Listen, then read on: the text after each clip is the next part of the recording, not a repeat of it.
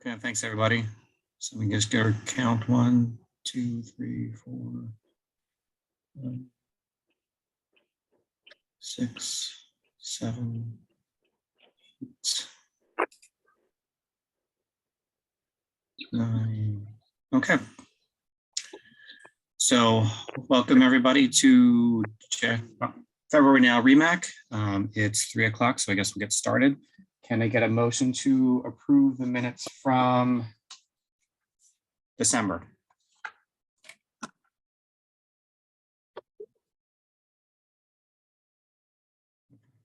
Did you raise your hand? Okay, I was clicking through screens. Okay, so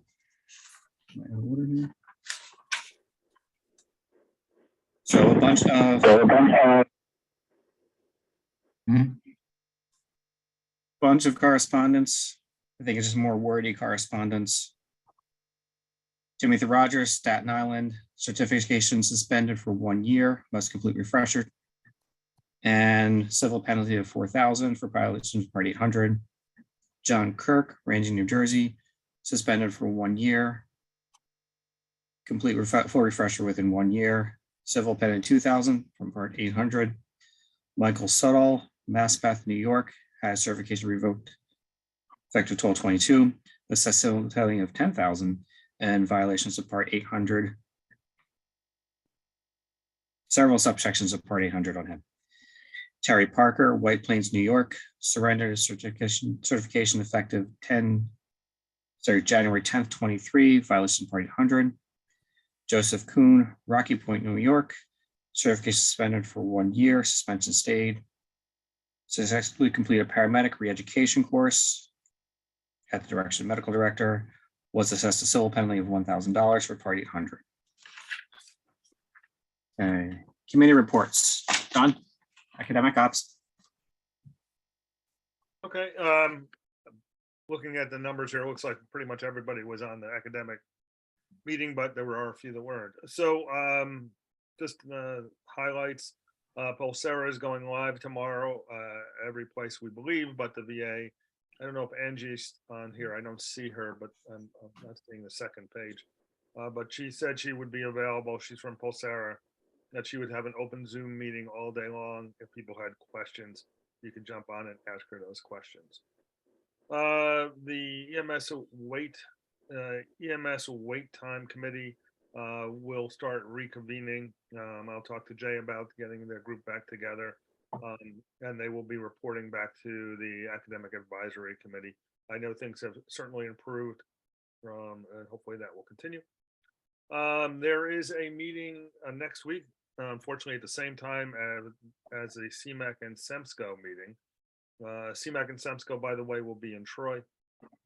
Essentially, the meetings will be all day at the Troy Hilton. But unfortunately, the health department also decided to have a meeting at the Empire Plaza of the health planning committee, which basically his goal is to improve EMS wait time and transfer to the hospital. So if anybody is interested in going to that and lend your expertise, since most of the folks who are experts in EMS will be at the CMAC and SEMSCO meeting, will be able to attend. Anybody that can go there would certainly be helpful. Mike Daly mentioned that Mark Philippi will be going to the previous chair of the SEMSCO, so we'll at least have some representation. Let's see. For CMAC and SEMSCO, the supraglottal airways will need to be added in med standards. We talked a little bit about adding BiPAP to current protocols, and apparently we had done that previously. It is in one of the lines. So anyone that wants to do pre-hospital BiPAP and is trained and equipped can do so. There are a few ventilators out there that will do BiPAP. I know the Zoll will do BiPAP, and also my understanding now is Revell also can do BiPAP, so that may be helpful. Let's see. The other thing that Mike Daly brought up was adding droperidol to the protocols. That will have to go through med standards and obviously through the state, but we'll bring it up at the meeting. And Mike made some comments about his visit to NAEMSP in Florida. I don't know if Mike wants to take the floor for that. Otherwise, I'll see everybody next week at CMAC and SEMSCO. Thanks, Don. Sorry for any redundancy, folks, that have heard this before, but you know, it was refreshing being at NAMSP, in spite of the fact that everybody is facing the same challenges that we are, and it's just good to know that we're all together thinking about these problems and how to fix them, with clear recognition that we have a broken healthcare system, and that what's happening, unfortunately, and being foisted upon emergency departments and EMS is really just a symptom of a broken system where it just backs up, unfortunately, into the emergency department and out the doors into the ambulances. But lots of enthusiastic, very smart, very thoughtful people doing some great research out there. A lot of people looking at disparities in care provision. Some very, very good work there. Some interesting work, as Don commented on, droperidol as opposed to haloperidol for hyperemesis from cannabis, which we are seeing more of in the emergency department, and certainly we're seeing more of in EMS, although it very frequently doesn't present as a complaint of I smoked pot, now I'm puking. And, you know, honestly, just a lot of really thoughtful EMS systems looking at the data that they have available and answering questions about how to improve care. It was very interesting talking to some of the people down there involved nationally in the CARES program. And they're extremely excited about what we're doing in New York and going live statewide with CARES. And, you know, quite frankly, I'm very proud of this group to allow Remo to be really one of the 2 leaders in the state on that. So great job. There are awesome things happening out there, and everybody else is having trouble too.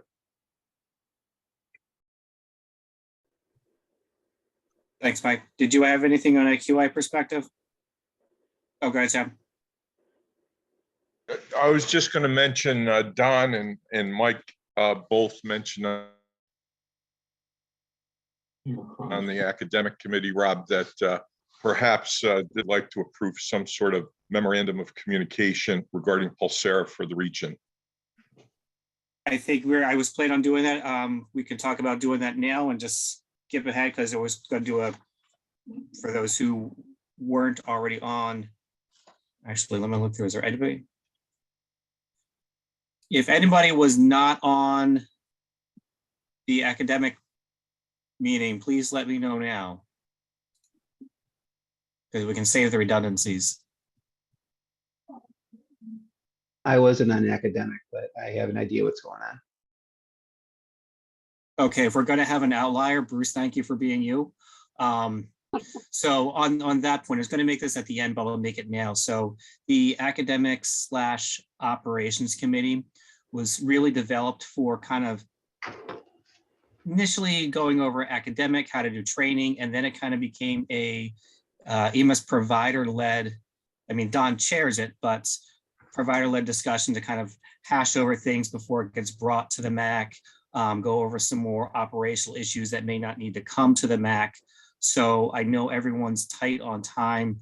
I just want all the docs to know that you're welcome, but where we really need you for quorum and legislative purposes, better speak, is at the Remac meeting. So when we move, hopefully in person next month or 2 months from now, don't feel obligated to be there for 2 o'clock.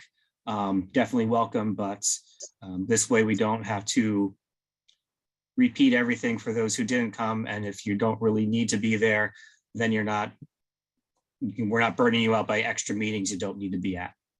So with that little interjection, yeah, Sam, so how did you want to propose that?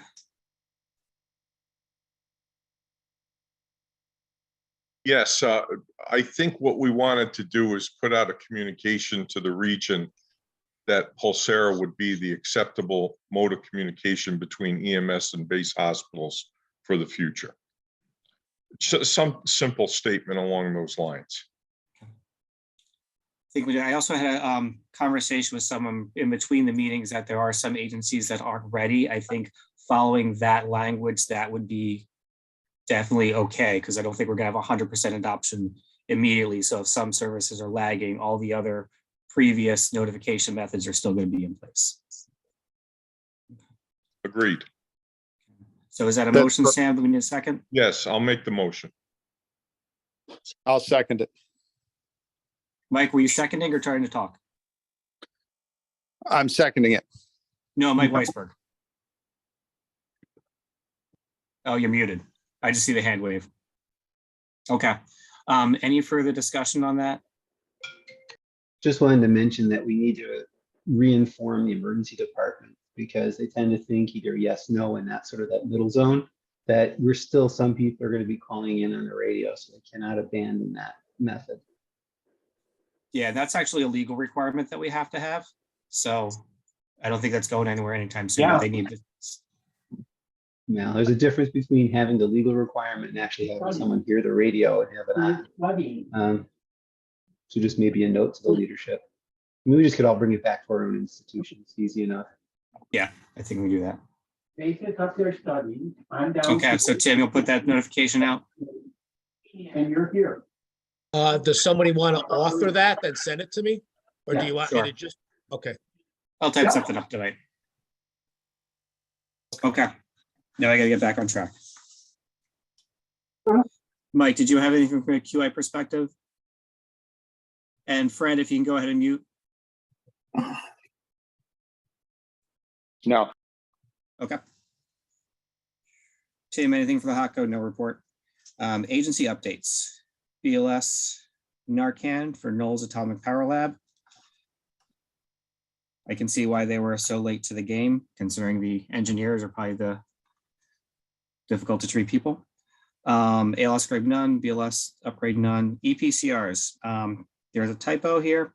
So Johnsonville Fire District is EMS charts, DeLanson Fire Company, image trend, Dwaynesburg Volunteer Ambulance Course. This is a typo. It's actually Dwaynesburg Fire going to image trend.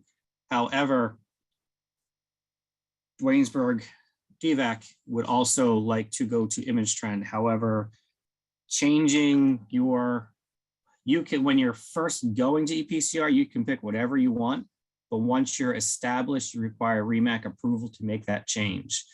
So I think we may need to have a more of a in-depth conversation over what we constitute reasons for approval, a process to do this, and if once you're already established in EMS charts, since we've got quite a legacy of information and processes in place, how we will want to approach if anyone wants to train to change.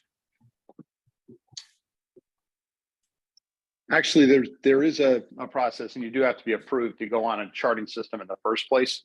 One of the important things here is whether or not we are going to continue to be able to have the body of data that we are growing in one place, and then that data is actually going to make it accurately into the hospitals.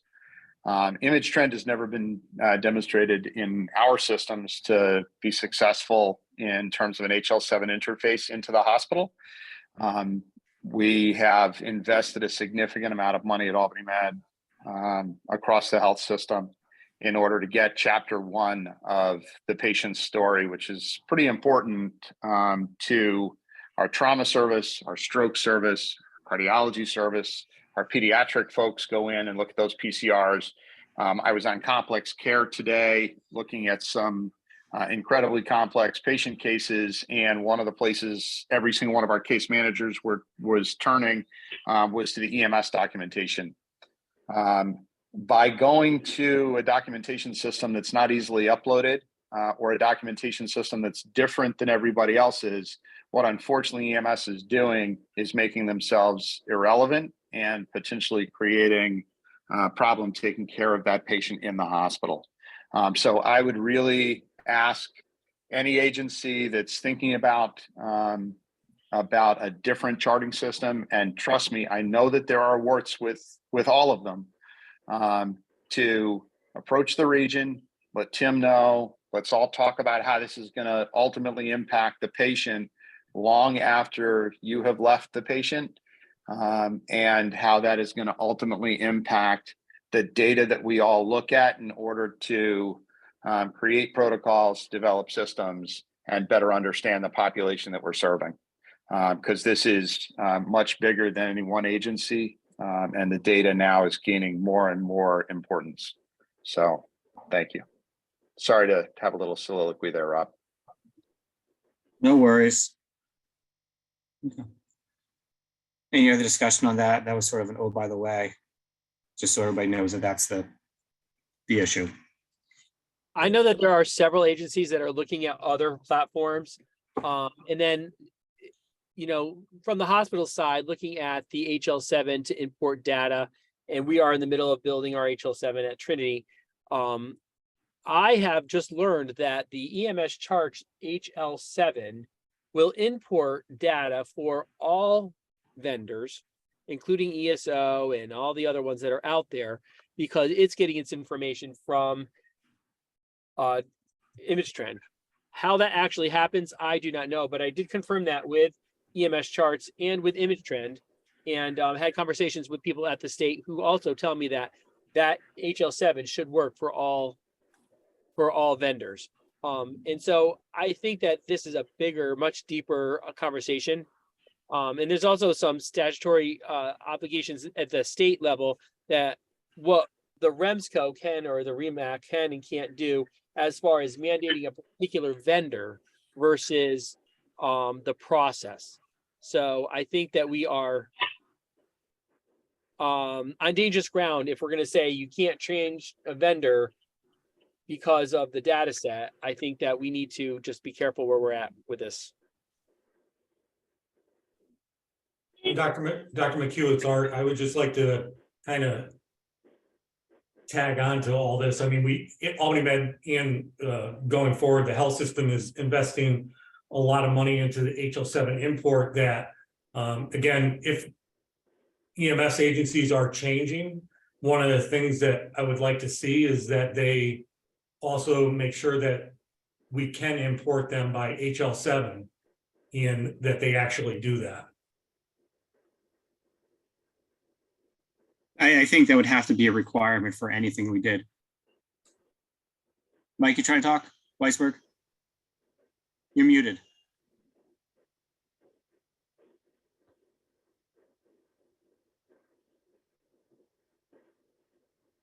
No. Still no.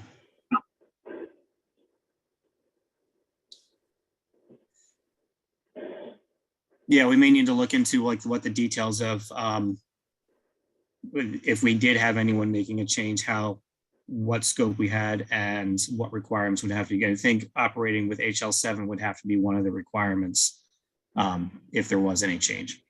So if we step right back to Article 30, right? Part of the mandate to the Remac is the system. Part of the system we have currently is the documentation that we've implemented. We have a number of agencies that are all on one system of documentation that's working quite well. Honestly, I'm not tied to any one product. I'm tied to a system that works and data that we can then review accurately on a regional basis. So if there are agencies that are all interested in changing, I think they should get together through Tim as the regional representative, and working with the program agency should come up with a plan on how this is going to ultimately impact the data that the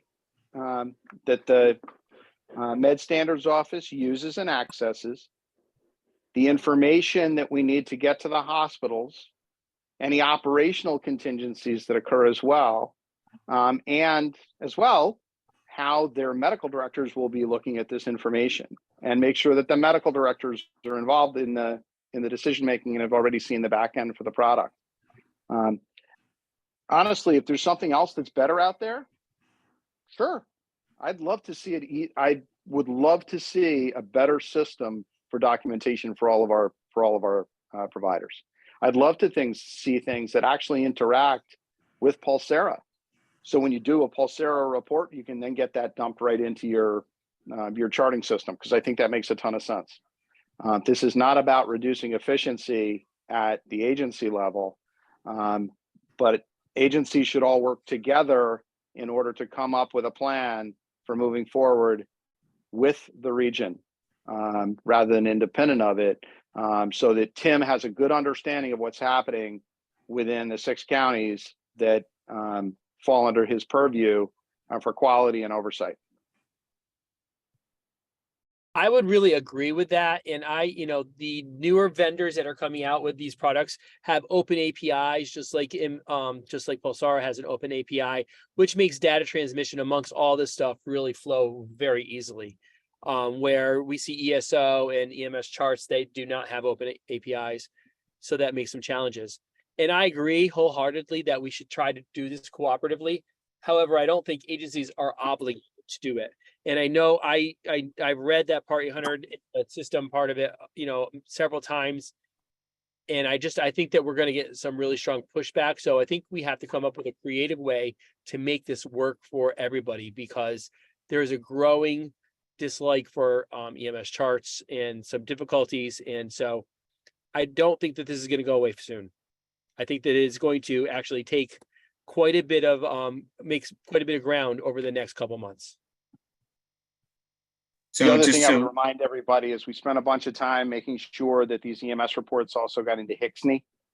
That was quite a struggle and involved a significant amount of investment on the part of the Medicaid system, actually, in order to make sure that information was available for primary care physicians. So there are a lot of other moving parts out here about taking care of patients outside of once that information leaves the hands of the agency.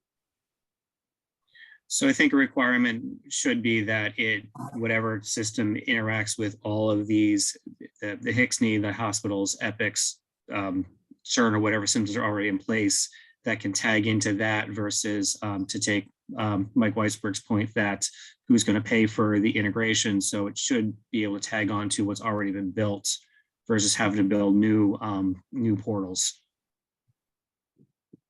Dr. McHugh, it's Kroll. Go, Steve. I would be very interested in having a set of, you can call them requirements, or you can call them guidance, or whatever you wish, for an agency to present to an EPCR vendor that says, this is what our system in our region requires you to be able to do, so that we, with this conversation right here, I know that my agency has had some frustration, for example, with EMS charts, and we are talking to other people.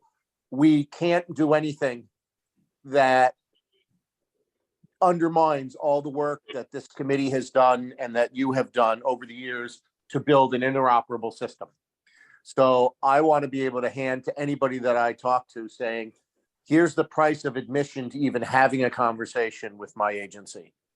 And if they can't meet those requirements, and that means it sets back all the things that Albany Medical Center has done and all the things St. Peter's Health Partners has done, all the things that HICSNY has done, I can just walk away and say, you may have a really nice product, but it doesn't fit the roadmap here.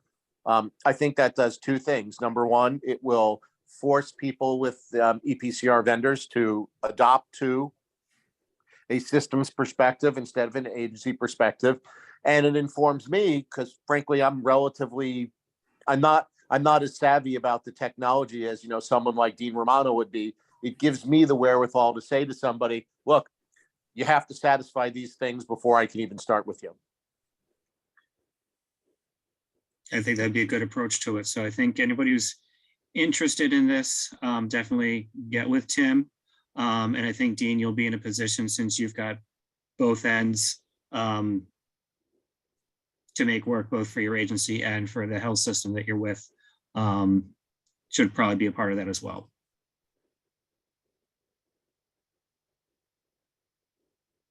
Yeah, Dr. McHugh, it's Art. I'd like to be involved as well. Oh yeah, it's Daly's job to throw you under the bus. I can't do that. Yeah, I definitely will be part. Okay. Any other discussion on this? I know we could probably continue this discussion until the sun sets, so. Okay.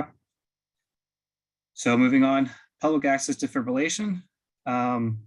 DA Collins, Wilton office update, electrofibers technology.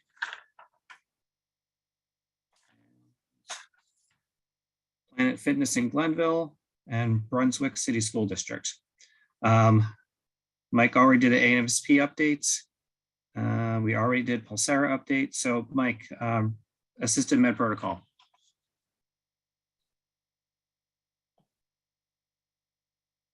So one of the folks that I ran into down at NEMSP was someone who's running a program called Danny's Dose. For those of you who remember, probably about 10 years ago, there's a significant push across New York State to get Solu-Cortef on our ambulances for patients with adrenal insufficiency. Ultimately, we did not obviously add that into our formulary because it's an unbelievably rare occurrence and a rarely needed drug. But what Danny's Dose was set up by was a bunch of parents whose children have rare conditions who need occasional medication assistance. And among the things they talked about were adrenal insufficiency, hemophilia, And, you know, she really told some horrific stories. And I looked at her board and she had stars on the states that were allowed to assist medication.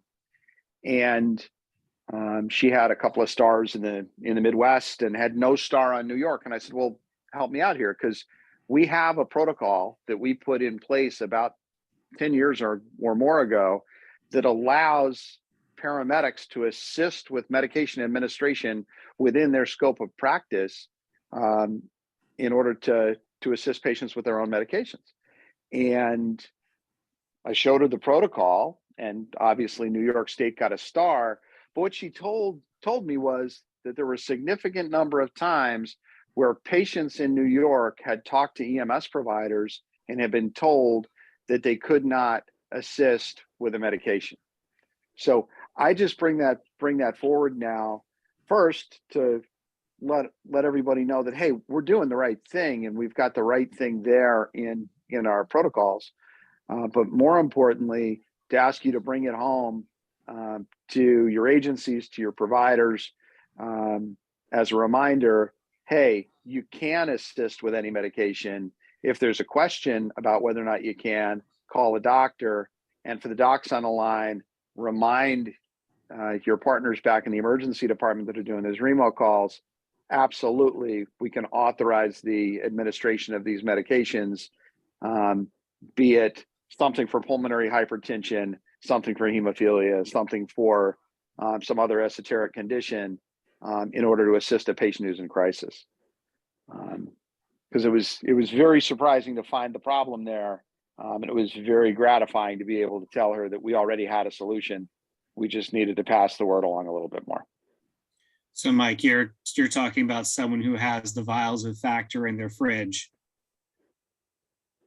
Exactly. Someone has the vial.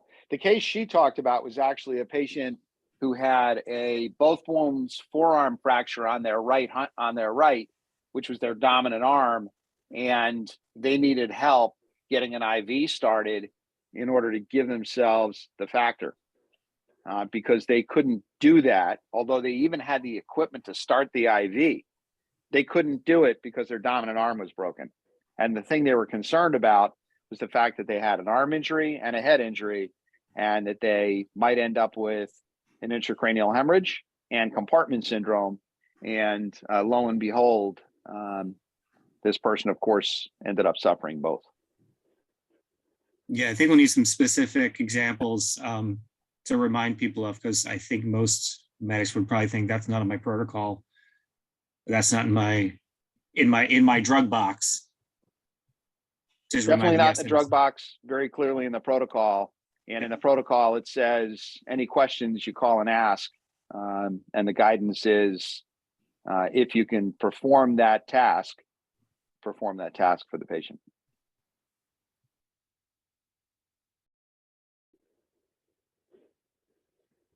Okay. Any other discussion on that? Okay. And finally, the supraglottic airway project. Well, two parts of the supraglottic airway project. The first is that we made a mistake in the protocols in the airway management section, where we actually don't talk about supraglottic airways. So we have to correct the protocol document itself, because obviously this is within the scope of practice of the advanced providers and up. The other is that there is a basic life support supraglottic airway project being run out of Hudson Valley, which is really pretty exciting. And all of the information should be available through Tim for any agencies that wish to participate. They just then need to bring us notification that they are indeed participating and that their medical director is going to be part of the review process. I think I have to add to that, Mike, you have to be a transporting agency. I tried to get agency on there, but they weren't transporting. So they said, No, Bruce, you're absolutely right. And frankly, that was an interesting discussion with the state, as a matter of fact. But yes, you're absolutely right.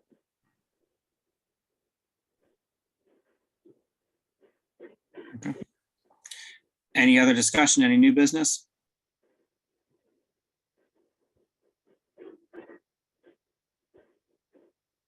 Okay. Well, I hope to I'm see. trying to you. do unmute. Sorry about that. I do have. Go ahead, Bruce. Sorry about that. Two things. One's just informational, one's just a question. I know at one point, Tim, you were trying to get together an email list and possibly a text list for county coordinators for other broadcast information.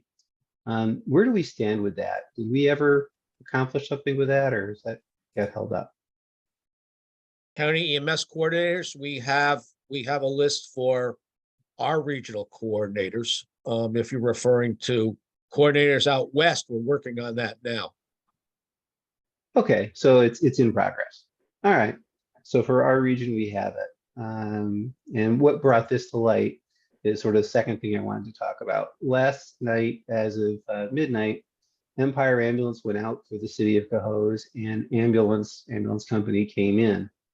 And there was some misinformation that was provided, and I just want to clarify it for the group.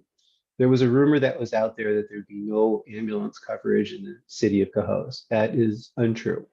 There was simply a transition of care at midnight from Empire to ambulance.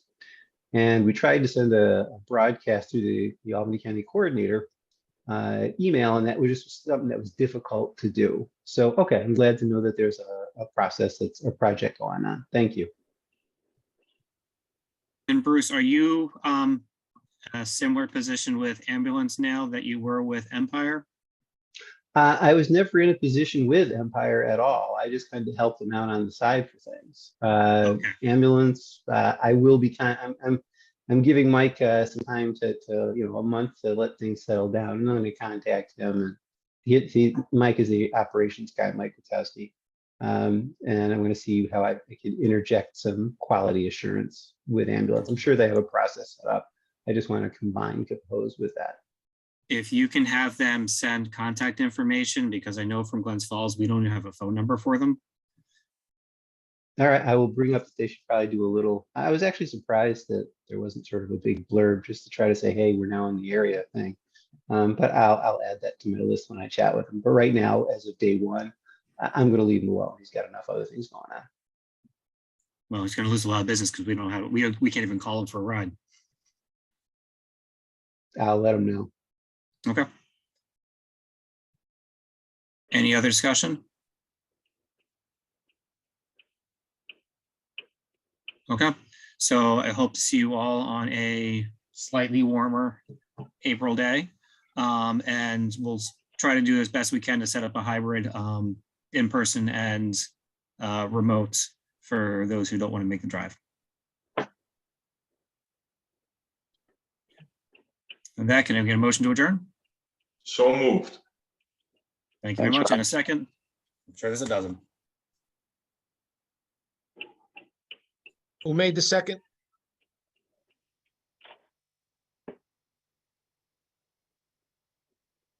Folks, I missed who made the second for that adjournment. I'm doing it. Got it. Take care, everybody. Bye.